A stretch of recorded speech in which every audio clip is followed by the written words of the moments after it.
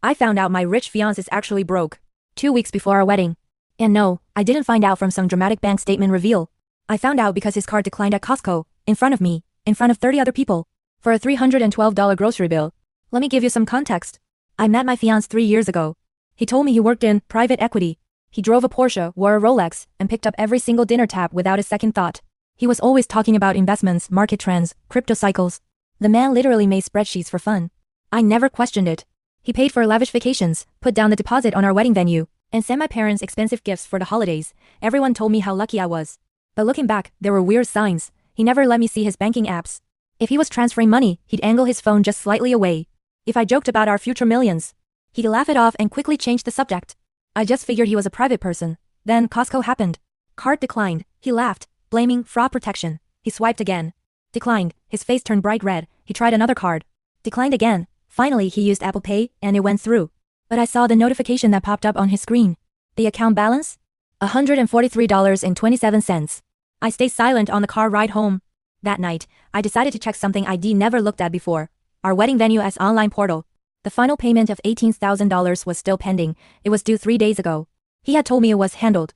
So, I did something I'm not proud of. While he was in the shower, I opened his laptop. It wasn't even password protected. And that's when my entire world collapsed. There was no private equity firm. The company website was just a cheap template. The office address was a virtual mailbox. All his supposed employees on LinkedIn? Fake profiles. The Porsche was leased. The Rolex was financed. The vacations were all on credit cards. I found $86,000 in personal debt. Multiple maxed out cars and 2 consolidation loans. But here's the part that made my stomach drop. He had taken out a $25,000 loan 2 months ago. The listed purpose was wedding expenses. I never saw a single cent of that money. I confronted him the next morning. He didn't even try to deny it.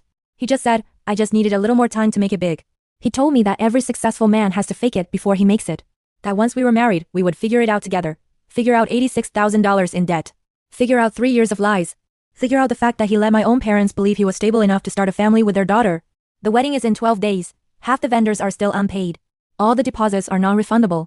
My mom has already sent invitations to 200 guests. He keeps telling me he loves me, that money isn't everything. But I don't know if I'm more upset about the debt or the 3-year performance. I don't even know who I've been engaged to this whole time.